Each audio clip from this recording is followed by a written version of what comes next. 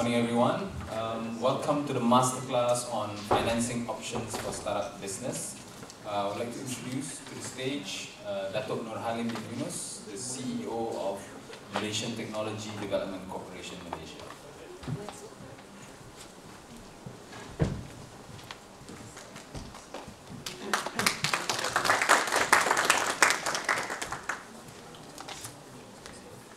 Thank you very much.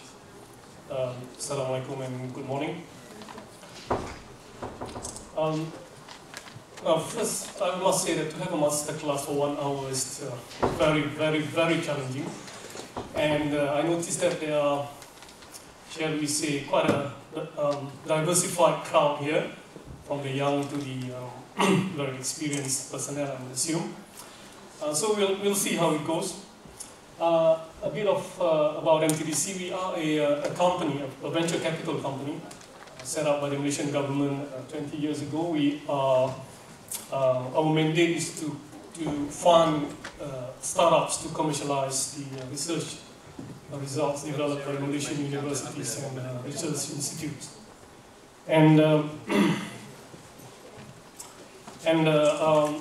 From our early beginnings in 1993 to now, we have actually expanded our role from a traditional venture capital company. We invest both in Malaysia and mainly in the US, and we actually invested in a lot of the IT companies during the early part of this millennium, which is during the .com era, and now we invest more in life sciences projects in Malaysia and also in the United States.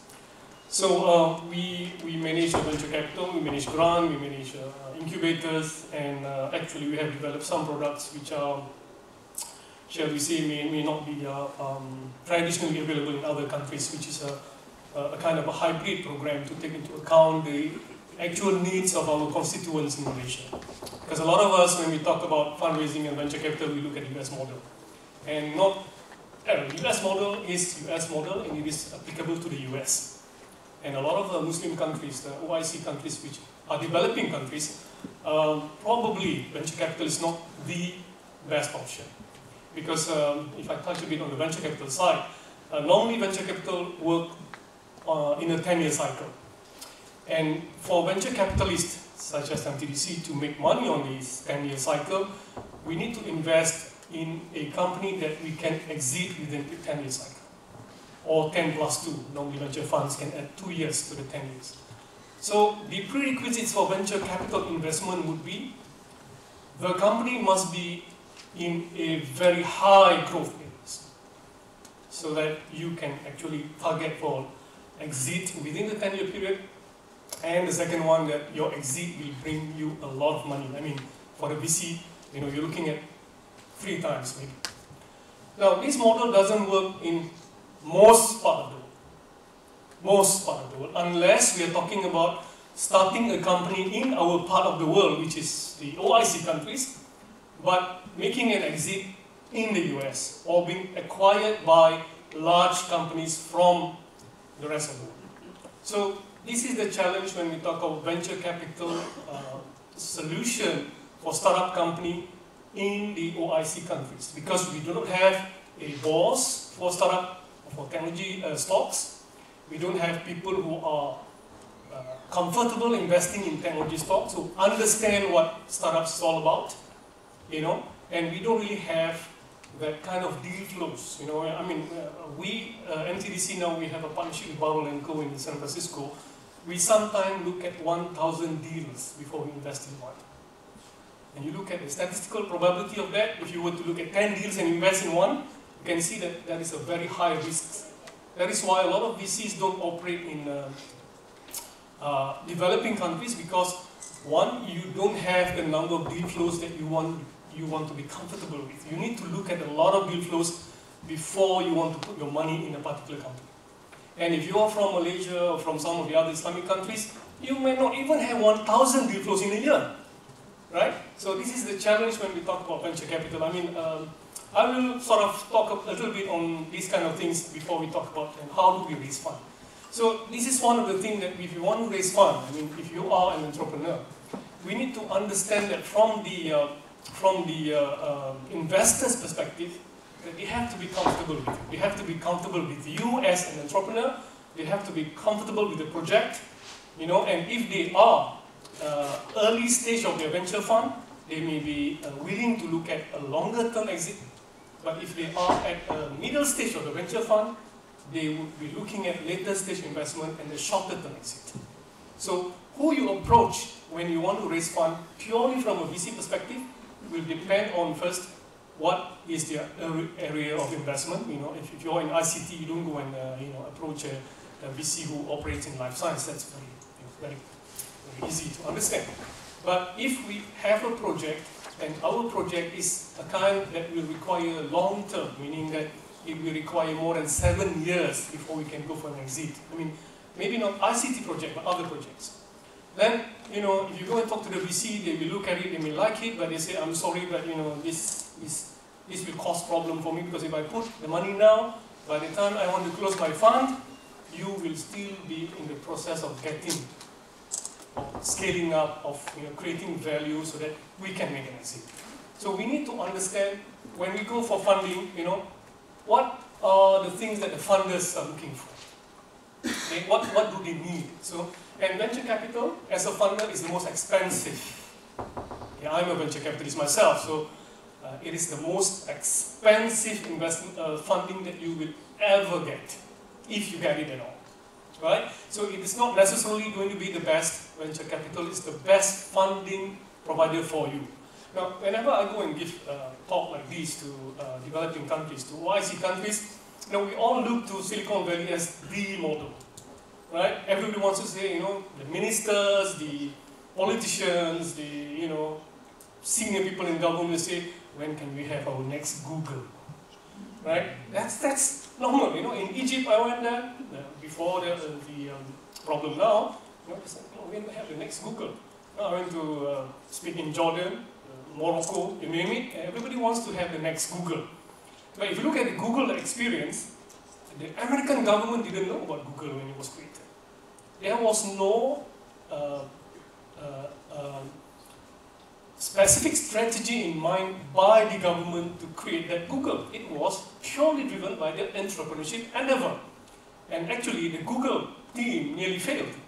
You know, but a lot of us in the Islamic countries, in the Muslim world, in the developing countries, we only see the success at the end of it. We do not see the pain that people go through, right?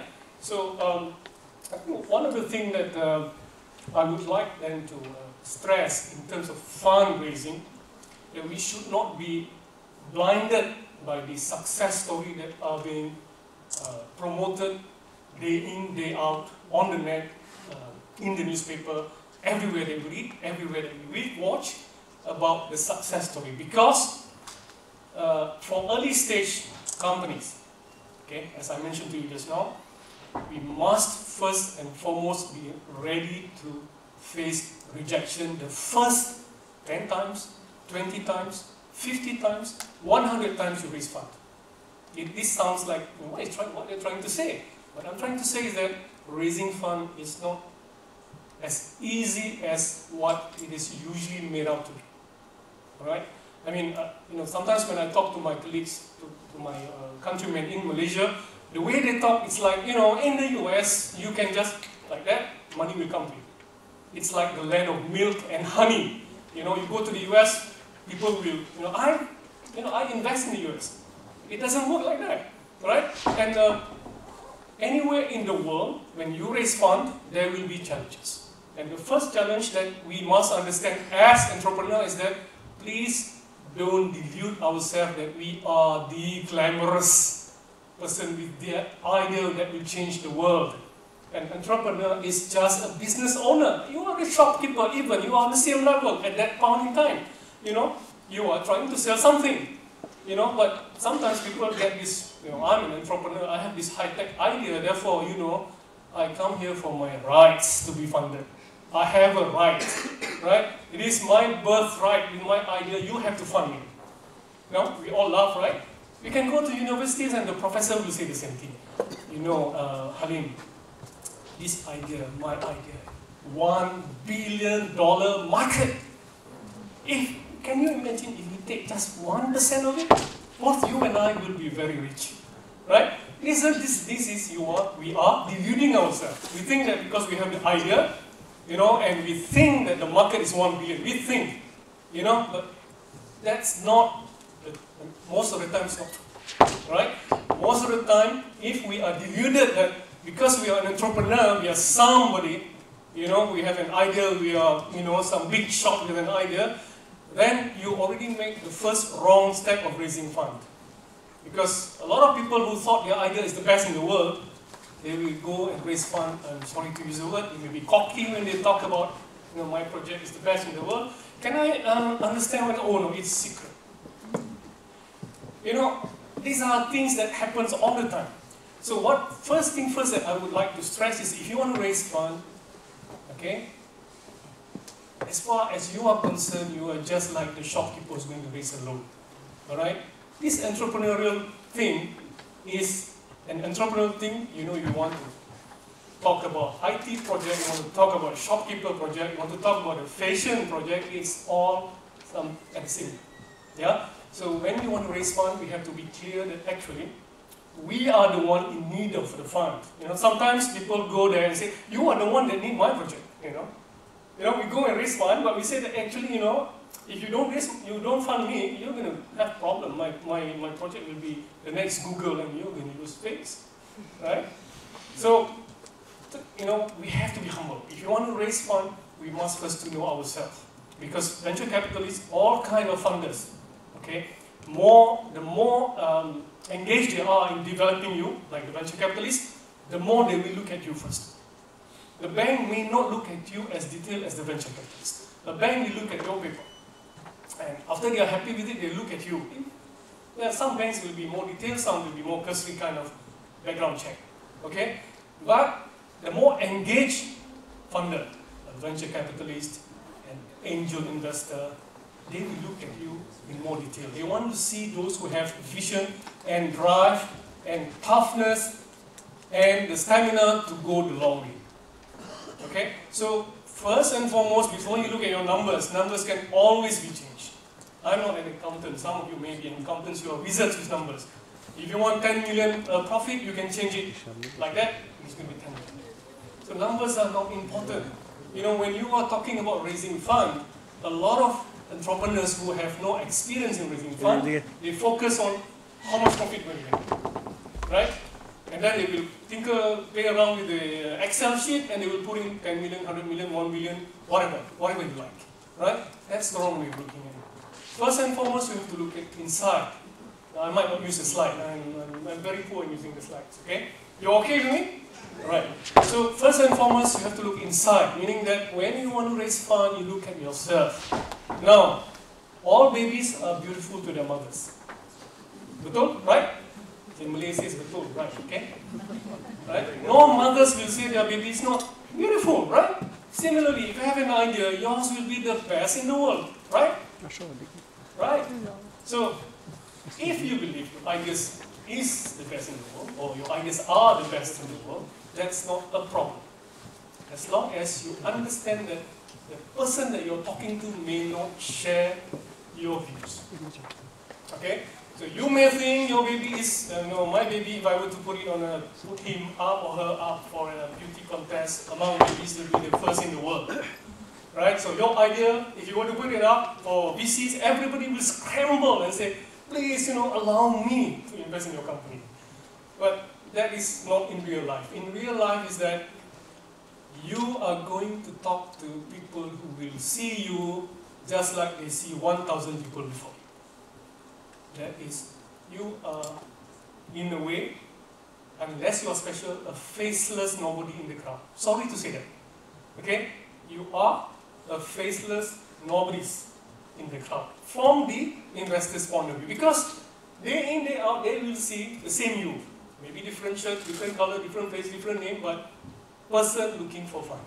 And everyone will believe their project is fundable. The next Google, the one that will save the world, all the motherhood statement that everybody will make. Okay? Just like Saddam Hussein made, right? The mother of all battles. So you will say, my project is the mother of all solution for all the ills in the world. and you go and say, please give me something. So, at the end of the day, when we want to go and raise fund, I will say that first and foremost, we have to look at ourselves, because the more engaged investor will look at the entrepreneurs. The more engaged investors will look at the entrepreneurs, okay? Meaning that besides your mother, who will always love you, okay, and your father, and maybe a few fools here and there who may want to part with their money, okay, without really considering who you are or what you're going to do. A lot of other people, you know, your girlfriend's mechanic or whatever, they will not give you a cent if they don't trust you. Okay? So sometimes when people want to raise fund, they forget about this issue of trust. They only look at their business plan. You know, I have a business plan. You know, people give me business plan. I look at it and say, okay, can you change it, make it 20 million more profitable? They change it. Right? Can you reduce it to 10% less? They change it. You know, business plan is business plan. You could change the numbers. But the issue of trust, because for me, for example, we are a government company. We give money which belongs to the citizens of Malaysia. Now, your business plan is good, but if you don't inspire trust in me, I'm not going to give you money. And similarly, for any other type of funders, whether it venture capitalists, whether angel investor, they have to have that trust. And this is the first point that I want to make, that if you want to go and raise fund, it's not that your business plan is not important. It is important. Okay? It's not that your idea, your technology, your IP, or what have you that you want to present. That's important.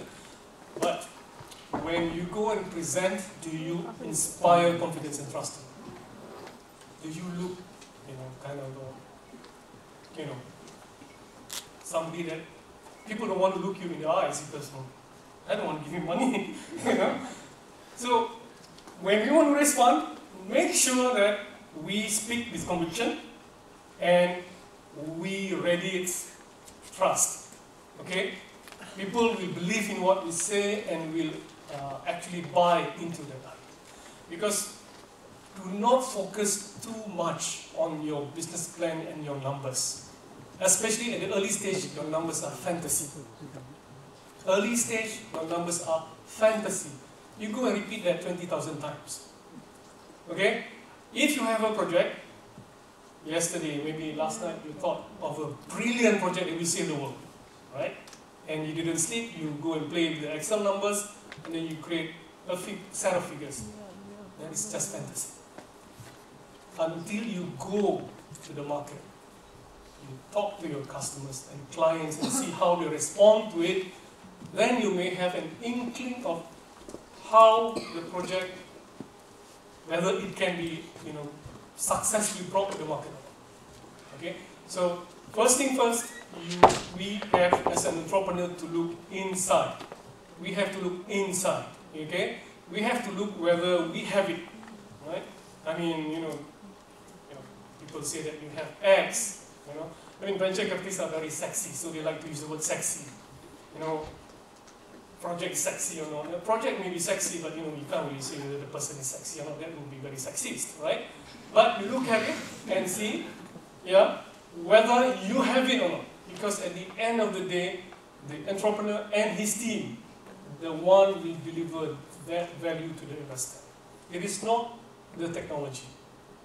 Technology is important, but it doesn't sell itself. It doesn't get sold by itself, right? I mean, this fallacy of every time I give this kind of talk, I keep forgetting the name of the person who said it. Anyway, what he said is that if you invent the best mousetrap, and everyone in the world, US notwithstanding, have a problem with mice and mouse and rats and what have you. So if you invent the best mousetrap in the world, even if you are in a house in the top of the mountain, people will beat a path to your door. What does it mean here? It means that if you have a technology that is good enough, you don't do anything, it will sell by itself. This is a fallacy. Okay? No technology will grow legs and go out and market itself. Right? So, the technology can only be sold by the entrepreneurs, by motivated entrepreneurs, by entrepreneurs with stamina, with vision, and the tenacity. Because a lot of us here who wants to talk about business probably have never sold a thing in our life. You know, we said we want to form a company. Have you ever sold anything in your life? No. The moment you go and try to sell something, people say, no, your ears turn red. Right? So, we have to look inside. That is why, from a VC perspective, a team is important. Sometimes, the person with the IT, the technology, is not the best person to bring into the market. I mean, we look at Apple, we look at Google. Those are all people with different personalities in the team who then go out and do the commercialization aspect of the technology. So, technology is a prerequisite for a technology startup, of course, right? I mean, if you have a technology startup and no technology, then you are not a technology startup. But it is not, at least in my perspective, the most important thing in a startup venture. It is required, it is needed, but it is not the most important thing. The most important thing is the team who is going to do everything in terms of bringing the product to the market. You put a B team commercializing an A technology, that's a mismatch. You put an A team working on a B technology, that's a possibility that they could convert a B to A. Right? So that is the point that we must understand, meaning that when we go and pitch, we may pitch about our technology, but do not get over-excited on the technology to the point that it excludes everything else. It excludes the team, it excludes the understanding of the market, it excludes the role of other parties that will come in when you bring the product to the market. Okay? So, we look at ourselves, we look at our team, we look at the technology. Do not be too enamored on, how, as I said just now, venture capitalists are sexist, how sexy we look. Okay? We must look at ourselves from the point of view of the skeptics who wants to lose their money. Okay, I'm going to give you 1 million. How are we going to lose? How are you going to return this money? Now, so when you want to raise fund, there are many ways of raising fund, but essentially you can only have either borrow, or you can have equity, or they say back borrow and steal, but don't steal. Okay, right. So you borrow, and you get investors. And you beg from your mother, or again, your parents, okay? So, now, if we borrow, the main problem with startup, all startups, is that we don't have something that we can pledge, right? Because collateral, I mean, a lot of problems in starting a company, a tech company where we don't have collateral is this. You want to borrow and they say, okay, what can you pledge to the banks, to the funder? We don't have much to pledge. I mean, we are startups, right? So we don't have much. So most of the time, borrowing is not an option. Most of the time, except the 3F, yeah? Your friends, your families, and some fools that you may, somehow convince to put money in your project, okay? And then you have banks, and you have credit unions, and what have you, that provides loans, right? Now, generally speaking, usually, when we talk about startups, loans is not the best. It's not very feasible because usually you will need something to pledge, your collateral, right? Now, you may also consider equity, but this is where I mentioned just now, sometimes when we talk about equity funding, this issue of how sexy we are becomes a problem. Why? Because we think we are so good, we must own the company or we must own the majority. Because we are so good, right? And this is always a hindrance to equity funding. Because people go in, people want to put money, people want to own equity in the company. And we say that, look, this is more for university professors. I don't know whether there are professors here in this room. They have done research for like 70 years. And then they have this technology and they say, I've spent 70 years of my life doing this and I'm going to give you 10%? No way, Jose. Right? No, he thinks he is so sexy. I think there is a song, I must quote that song, that do you think I'm sexy, right? That is, only people above 40 will know the song. Okay, so when we talk about equity, then we must be willing to, share some. Right? We must approach equity funding with that attitude in mind that we are going to share. We are not going to lose. Now, if we go and approach equity funding, and our attitude is we're going to lose control, lose shares, then we're going to have a problem. That's why I mentioned just now, a lot of problem in fundraising starts with the entrepreneur himself. Okay? Because you want to go and raise fund, you want people's money, and you say, hey, this all mine. Right? You give me money, it's mine. Okay? One for me, one for you, 10 for me, one for you. It's going to go. Okay? So if you want to raise equity funding, we have to start with that paradigm that we are going to share. If you start with the paradigm you're going to lose control, then it's going to be. It sounds so simple, but a lot of these things are, how did I say just now, the aura of it will be sent out to the funder. Okay, the funder will look at you and the way you talk, say, oh, this guy actually, he doesn't want to share his equity in the company. And that's it. Because most people will say that, just like in job interviews, fund interviews are the same. You come in, you sit down, few seconds, they decided already. Really. Yeah? Sometimes that's why if you have a bad day, maybe you have to postpone your pitch. Right? Because you come in and the aura turn negative and everybody says, oh, this guy is bad. Right? So, if we want to raise fund, we have to be positive. We must be willing to share, not to lose control. Okay? And again, there will be angel investors and venture capitalists and some fools as well here who may want to put money just for the sake of assisting, right? So, if you want to talk about equity, then we talk about sharing. It is talking about working together, right? So, angel investors especially, they work more closely with startups. Venture capitalists, less so, but they work, a lot of work is done at the board level. So, the chemistry of working together must be always, not always, but must be right. Okay? We have to be practical, right? There will be differences, and some people may have the money, but they are not the best partners for us, right?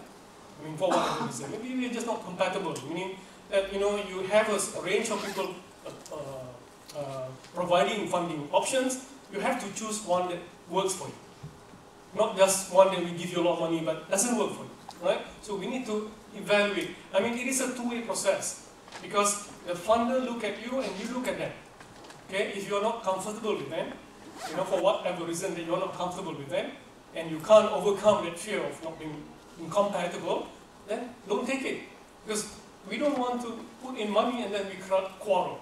Right? We quarrel about this, we quarrel about that, because when we have equity investment, there will be shareholders' rights. There will be minority shareholders' rights, and all kinds of things. So, if you want to have equity investors, we must make sure that we have chosen the right one. And conversely, the equity investors must convince themselves that they have chosen the right you.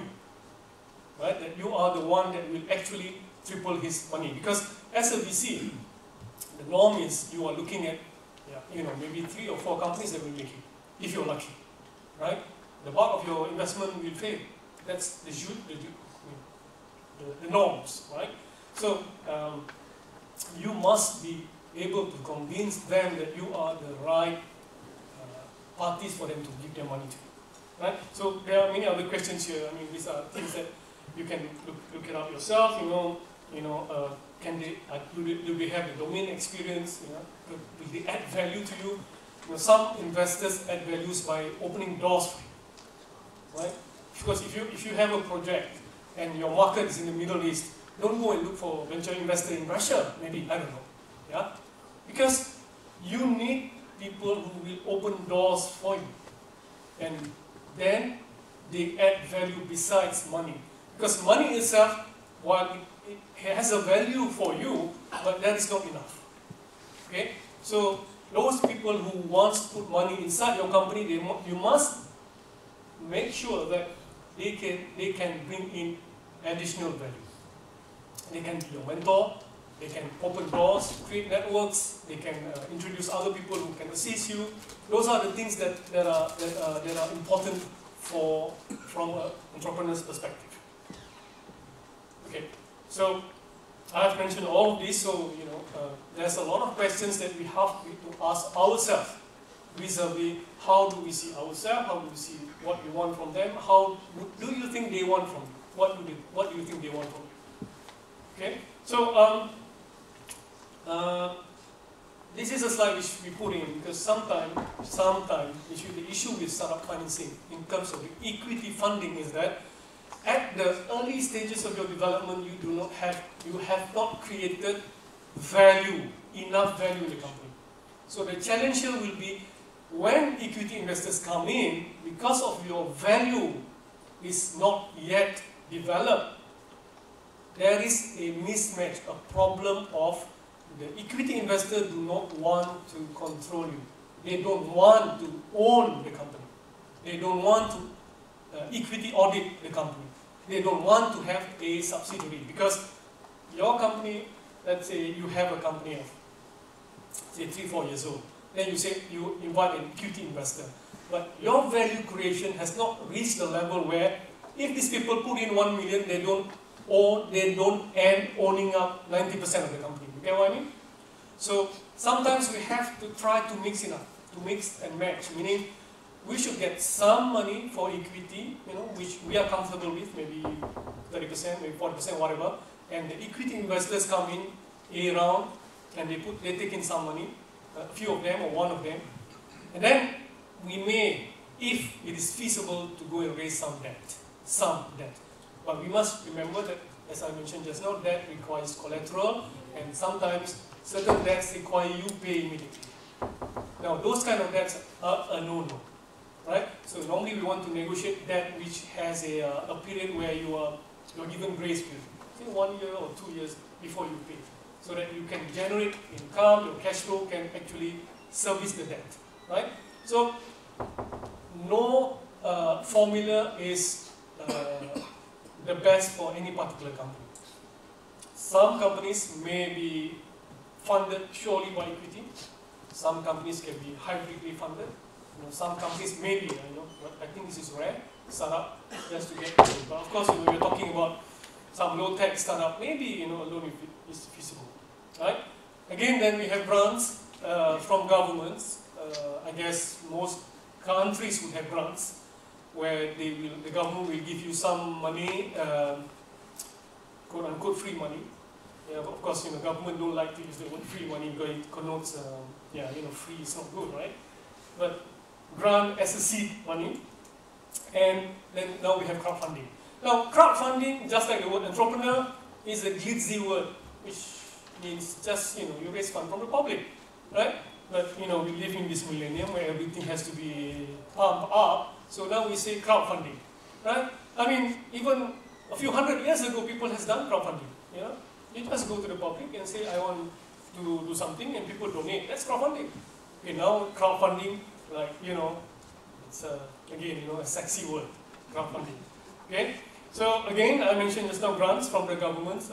Not easy to get, but there are grants, and you will know better than me, right? And again, different countries have different treatment of the grants, right? In your books.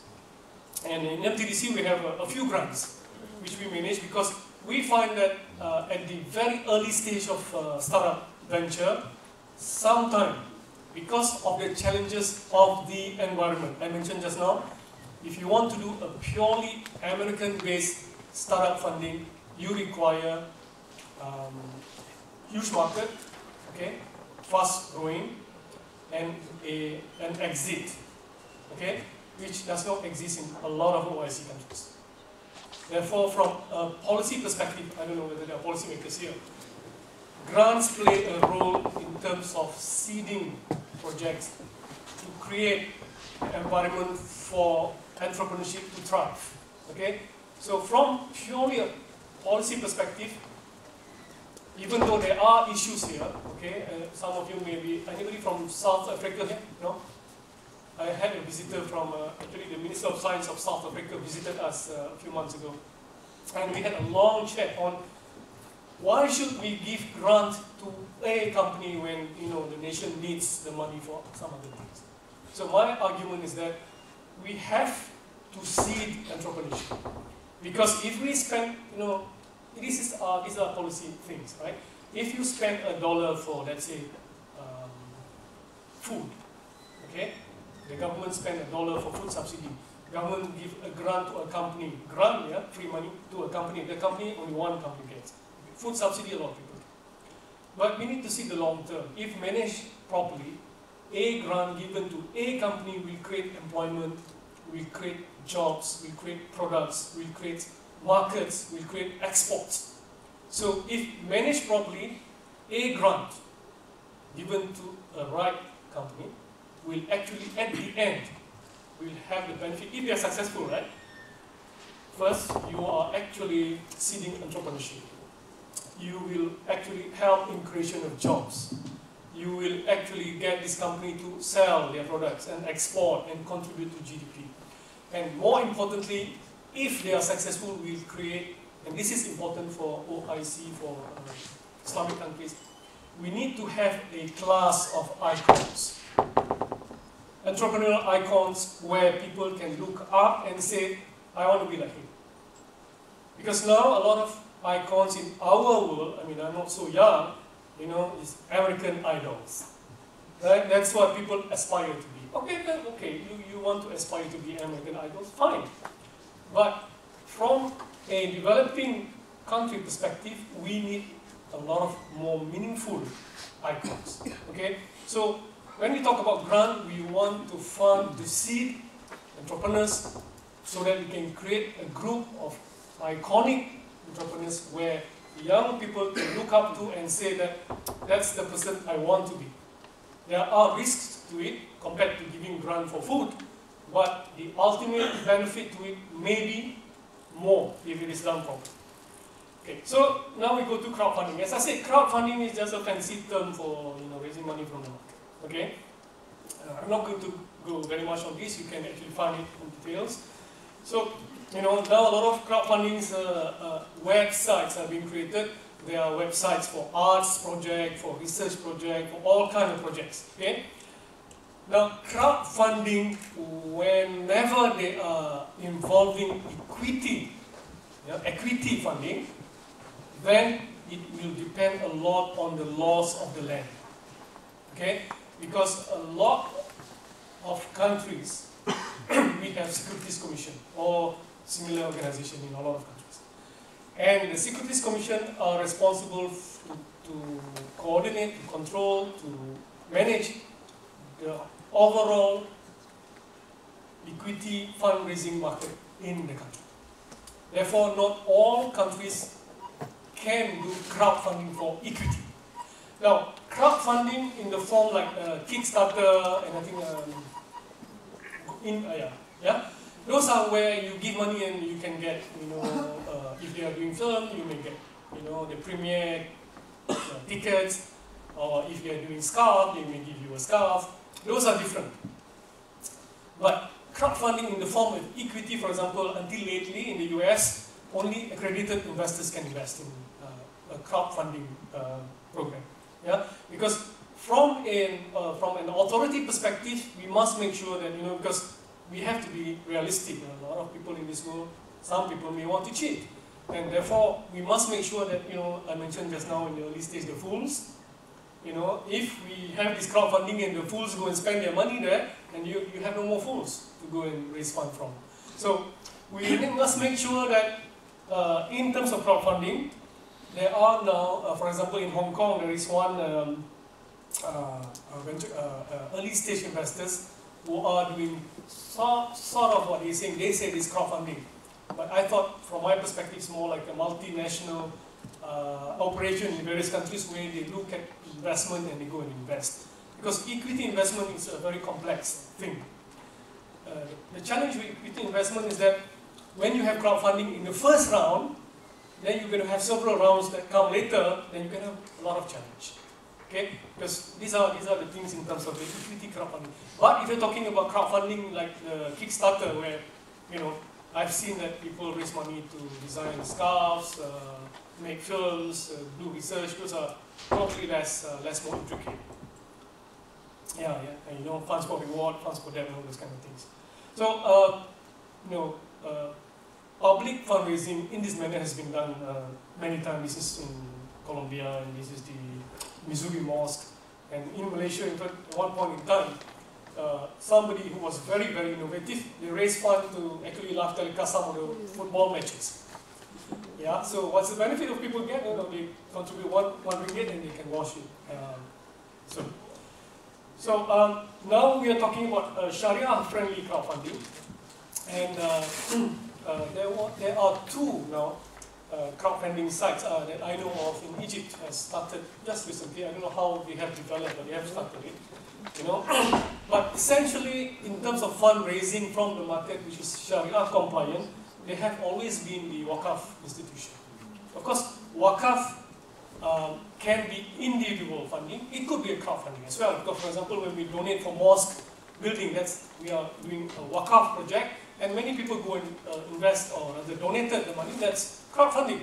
Yeah, the fancy term. But we have been doing this for 1400 years. I mean, Waqaf have been in existence since the beginning of Islam, right? So, in terms of the concept of actually fundraising for this kind of projects, nothing new. But there are laws which will regulate crowdfunding in any part, for a particular country. Okay, I'll just go through here so that we can discuss. So before you do fundraising, make sure you do your homework. Yeah. In this slide, it says that create a funding map, but I mentioned just now before, the first thing you do is you look at yourself. Yeah, go and look at yourself and see that, what kind of image do you project, and do you really know the subject matter you're talking about? Do you have a vision which is long term, right? Most equity investors dislike people who, they just want to get rich. Yeah? Because people who just want to get rich, normally they will be seduced by other things. Yeah? Because people need to have vision. I mean, you don't really have to have a kind of a motherhood statement that I'm going to save the world kind of thing. People will just laugh when you say that. Right? But they need to see the vision. What is actually that you want to do? Right? Don't go there and say, actually my first vision is I'm going to save the world. Yeah? So they will just laugh quietly and say, there you go, you're going to reject this person. Right? But there must be long term. Why?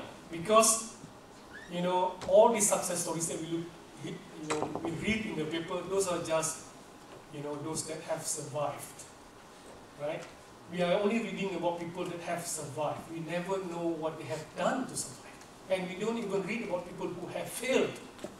Okay? So don't delude ourselves to say that it's easy. It's difficult. It's difficult. And for us to raise funds, we are competing with thousands and thousands and thousands of other people.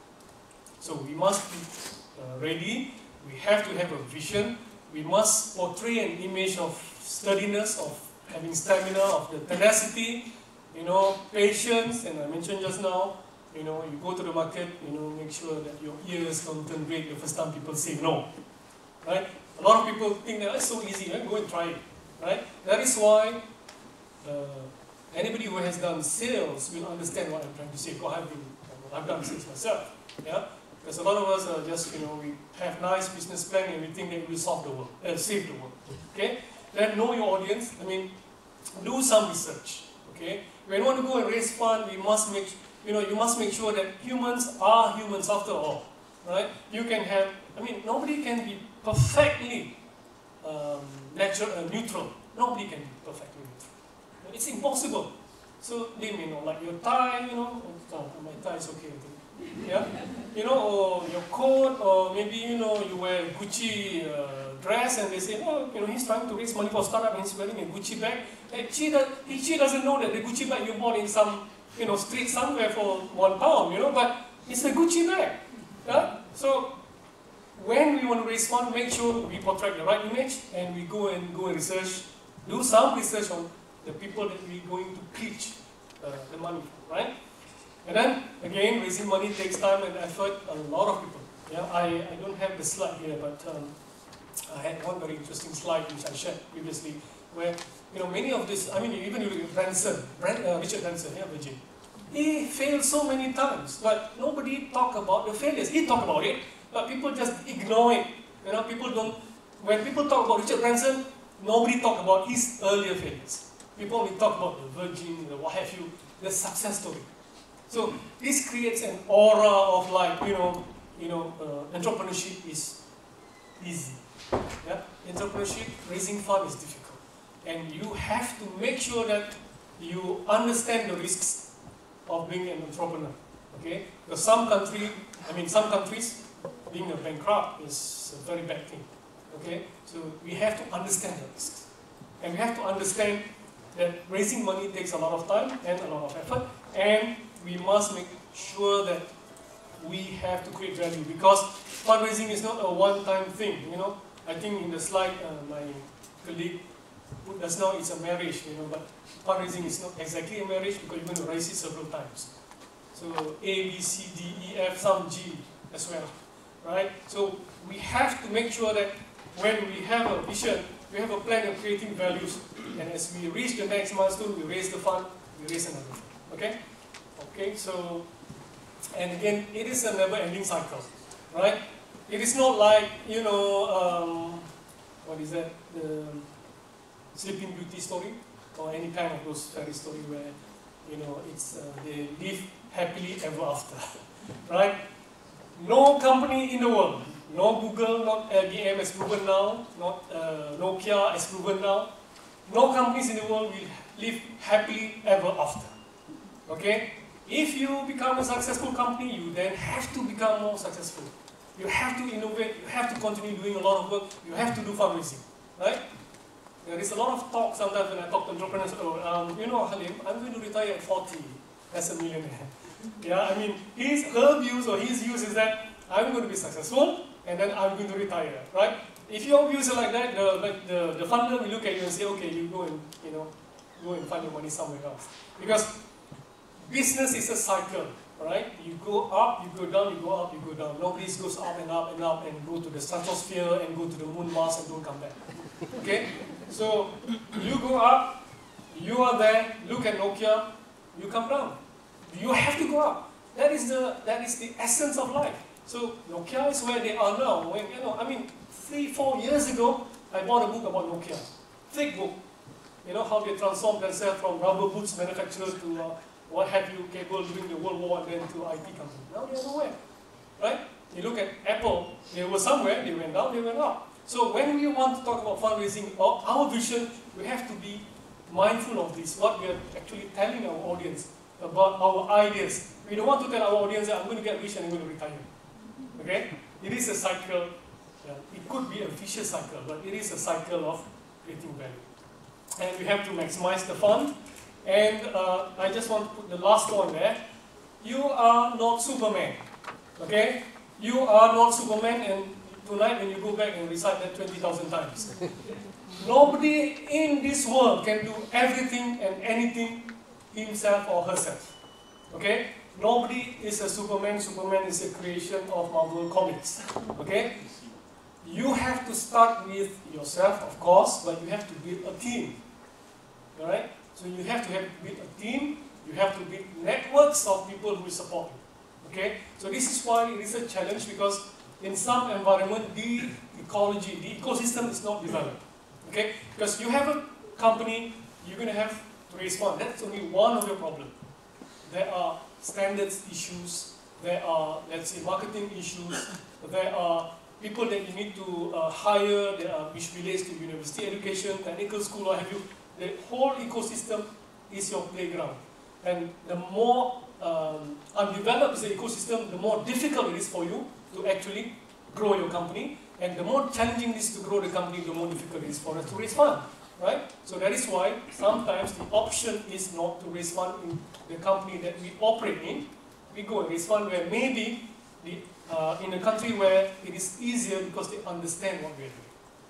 Yeah? So we can be nationalistic, we should be nationalistic, we should try to actually develop our companies and raise funds in the countries of our origin, but do not limit that to only the country of our origin, because sometimes the best option might not be available in our country. Yeah? And there are options, for example, when I talked about vision just now, you may start the company in a particular country, but you may, in your pitch, or in your vision, you may have already plans that the moment you have started, the growth will be somewhere else. Yeah, I mean, for example, I've been to Jordan and to Egypt. Egypt has very good ICT programmers. Excellent, brilliant, because I think purely I'm a biologist, from a genetic point of view. They are hybrid. They are people from Syria, from Arabs, from South Africa. So the mind is very brilliant. They are very, very good programmers. But the market is not in Egypt. The market is in Europe. The market is in GCC countries. So we form a company in Egypt. We raise some fund and we go out. There's nothing wrong about that, because at the end of the day, we want our company to be successful. To be blindly nationalistic to stay where we are may not be the best option for the funder themselves also. Yeah? Okay, so funding is not the silver bullet. Yeah? It is not everything. Yeah? It is important, it is necessary, it is a prerequisite, but it is not an end by itself. Yeah? Because sometimes, with lack of fund, also maybe even better. Maybe not necessarily so, not optimally so, but sometimes maybe even better. What I'm trying to suggest here is that we should not be too obsessed with the fundraising and the fund to the exclusion of everything. Yeah? Because a lot of things can be done even while we're waiting for the fund. Yeah? This is where the ingenuity of the entrepreneur, this is where actually when we look at entrepreneur, we want to see what can they do while they are still raising fund. How innovative they are in terms of working on their project while they are having a shortage of fund. And these are the things that you may not yourself, you may not actually realize it, but the person evaluating you are looking at it. Because sometimes people go and present and they say, oh, I cannot do this because I have no fund, I cannot do this because I have no fund. And the person standing at the other side of the table saying, no, look, this guy's not innovative at all. Everything that he can say is that I cannot do this because of this, I cannot do this because of this. What you need to see, from this side of the table, from the VC, from the funder side, okay, you don't have fund now. What are you doing to maximize your time while you're raising fund? How innovative you are in terms of building your business while you are not having the fund. Because if we go and then we are too negative, everything hinges on the fund, the evaluation parameters in terms of the strength of the entrepreneur will go down actually, because this person think that having money will make will make everything easy. Yeah? So no silver bullet as far as the funding is concerned. And then you have other things, you have mentors.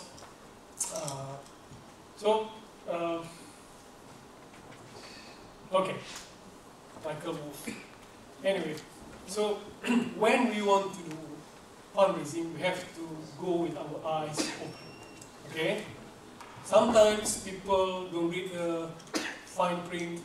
Sometimes people assume a lot of things. And then when they reach a certain point, they say, oh, I didn't know this, I didn't know that. I didn't expect this, I didn't expect that. That is a no. Yeah? We must go prepared, we must go with eyes open, we must be mindful of possibilities. We have to talk to people about their possibilities. Yeah? So, if you don't know who is the fool, is on the deal, it's you. Okay? So, thank you very much. Terima kasih. Assalamualaikum, and maybe we have time for discussion. Yes. Any questions? Yes, please. Well, my name is Laurent Marier. I'm the CEO of ISFIN. Thank you for a useful presentation and some good tips you gave. Well, you spent 10 minutes telling the people in this room that they're shopkeepers and they should look at their feet instead of looking at the sky. And that's your right. And it's my right to think that you're just a banker with money ready to spend them if you don't. And I would like you to address actually your specificity as a VC. What do you bring more than a banker? And because there are more and more VCs on the market, what is your specificity? What is your added value? And why should I go to you? So I sort of reverse the logic. Thank you very much. That's what I mentioned just now, that at the end of the day, we want to go and raise fund, we have to evaluate our funders, our potential funders. Now, I don't want to, in a way, promote ourselves, but since you asked, we are a venture capital company, but we are not a traditional venture capital company because we are operating in Malaysia. Now, a venture capital company in the US or any of the developed market usually will operate at the board level, usually, okay? But for us, first and foremost, we invest across the board. We invest at the idea stage, we invest at the startup stage, we invest at the expansion stage, we even invest at the mezzanine stage. And our values that we bring into our companies also actually includes a range of things. Now, we serve as board of directors like other VCs. We actually open doors for them.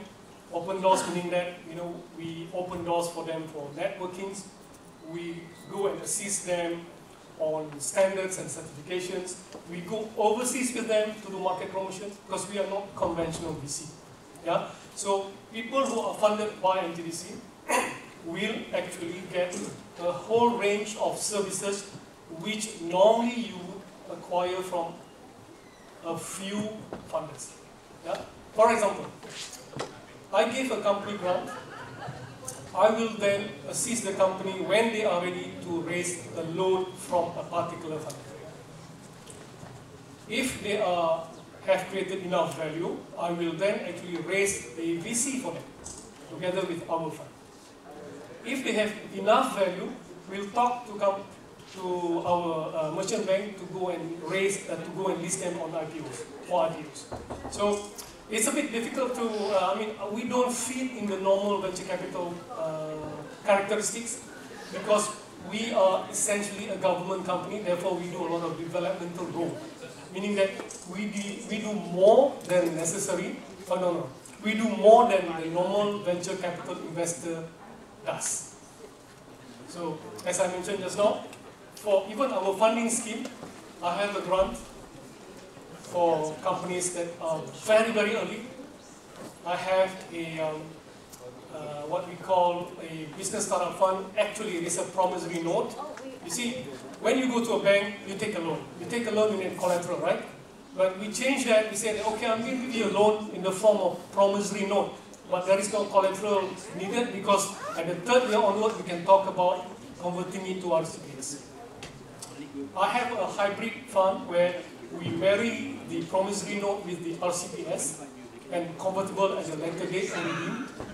And we have actually a conventional venture capital fund where we invest as any conventional venture capital company does. So what I'm trying to say here is that at the beginning just now, and this is where whenever we do policymakers workshop, I say that for Muslim countries, for Islamic countries, for developing countries, for those of you here who have some say in developing an ecosystem for innovation, the funding instruments to spur creation of companies have to be multiple modes, have to take into account the stage of development of each country, because, as I mentioned, venture capital may not be the best instrument for any particular developing countries.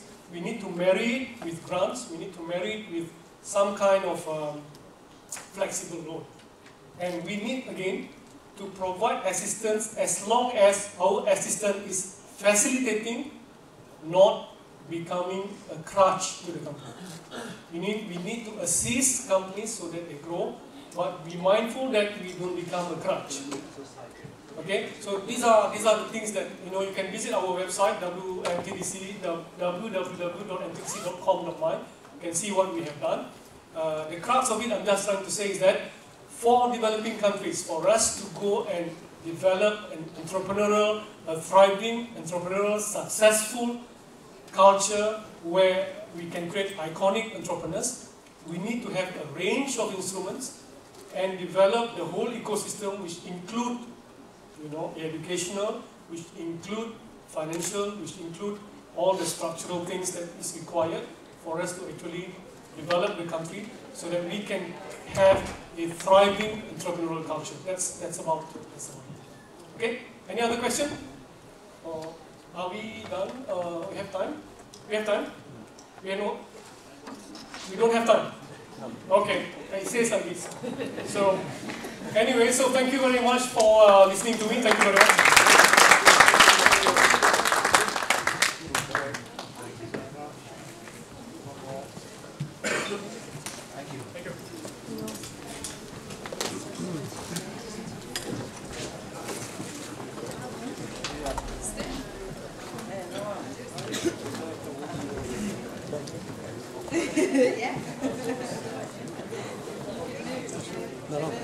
Dato.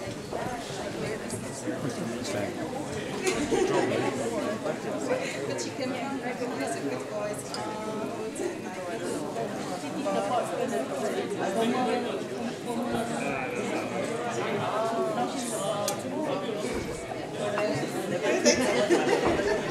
like, okay. Where you from? Malaysia.